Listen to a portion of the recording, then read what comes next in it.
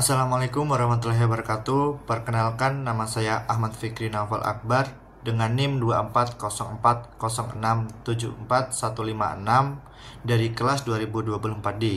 Di sini saya akan mereview konferensi pers tentang pernyataan Mahkamah Agung terhadap penetapan tersangka Oknum Hakim Pengadilan Negeri Surabaya. Sebelum memasuki video review konferensi pers saya, di sini saya akan menampilkan sedikit cuplikan video dari konferensi pers tersebut yang saya ambil dari YouTube Kompas TV. Kejaksaan Agung melalui tim penyidik Jaksa Agung Muda Bidang Tindak Pidana Khusus (Jampitsus) telah melakukan penggeledahan dan penangkapan terhadap 3 orang oknum hakim pada Pengadilan Negeri Surabaya. Adapun 3 orang oknum hakim yang diamankan tersebut berinisial ED, HH, dan M di Surabaya. Penangkapan dilakukan karena diduga yang bersangkutan melakukan tindak pidana korupsi berupa suap dan atau gratifikasi terkait penanganan perkara tindak pidana umum di Pengadilan Negeri Surabaya atas nama terdakwa Ronald Tanur. Terhadap hal tersebut, Mahkamah Agung menghormati proses hukum yang dilakukan oleh Kejaksaan Agung terhadap 3 orang oknum hakim Pengadilan Negeri Surabaya dengan tetap menjunjung asas praduga tak bersalah. Nah, itu adalah sedikit cuplikan dari video konferensi pers pernyataan Mahkamah Agung terhadap penetapan tersangka oknum hakim di Pengadilan Negeri Surabaya.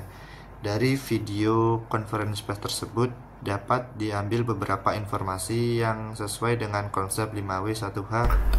Yang pertama adalah what atau apa yang terjadi, yaitu adalah pernyataan Mahkamah Agung terhadap penetapan tersangka oknum hakim di Pengadilan Negeri Surabaya yang terjerat kasus suap dan gratifikasi. Yang kedua adalah who atau siapa tersangka dalam kasus tersebut adalah ketiga hakim, yaitu ED, HH, dan M. Selain ketiga hakim tersebut, penyidik juga menetapkan pengacara berinisial LR sebagai tersangka. Selanjutnya adalah when atau kapan kasus tersebut terjadi adalah 23 Oktober 2024. Tim penyidik Kejaksaan Agung melakukan penyelidikan dan penyitaan di Surabaya. Selanjutnya adalah where, di mana kasus tersebut terjadi, yaitu di Pengadilan Negeri Surabaya. Selanjutnya adalah why atau mengapa kasus tersebut dapat terjadi, karena adanya suap yang dilakukan oleh RR selaku pengacara dari tersangka, yaitu Ronald Tanur, yang menyuap 3 hakim, yaitu ED, HH, dan M. Yang terakhir adalah how atau bagaimana kasus tersebut dapat terjadi, yaitu ketika Ronald Tanur berusia 31 tahun menganiaya pacarnya Dini Sera Afrianti 28 tahun hingga tewas. Selanjutnya LR dijadikan menjadi tersangka dan memilih pengacara LR sebagai pengacara, dan RR melakukan suap kepada 3 hakim tersebut, dan tersangka Ronald Tanur bisa dinyatakan tidak bersalah. Selanjutnya juga terdapat beberapa kelebihan dari video konferensi pers tersebut. Kelebihan yang pertama adalah pesan yang disampaikan jelas. Juru bicara Mahkamah Agung Dr. Yanto dalam konferensi pers di Media Center Mahkamah Agung menyampaikan pesan dengan jelas dan terperinci, dengan membawa penjelasan kasus dan hukum yang sesuai dengan pasal-pasal terkait.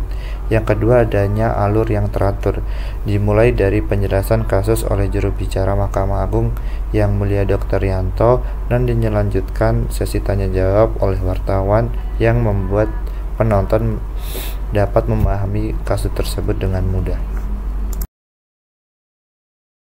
Dapat diambil kesimpulan dari informasi yang telah diberikan melalui konferensi pers tersebut adalah tujuan diadakannya konferensi pers tersebut merupakan bukti kekecewaan dari Mahkamah Agung terkait sikap hakim yang membuat citra Mahkamah Agung menjadi sorotan publik.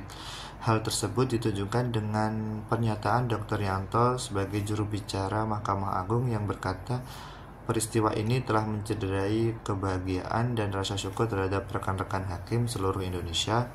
atas perhatian pemerintah yang telah menaikkan tunjangan dan gaji hakim. Dengan adanya konferensi pers ini diharapkan dapat membuat citra Mahkamah Agung kembali baik seperti semula di masyarakat. Sekian review konferensi pers dari saya, kurang lebihnya saya mohon maaf. Wassalamualaikum warahmatullahi wabarakatuh.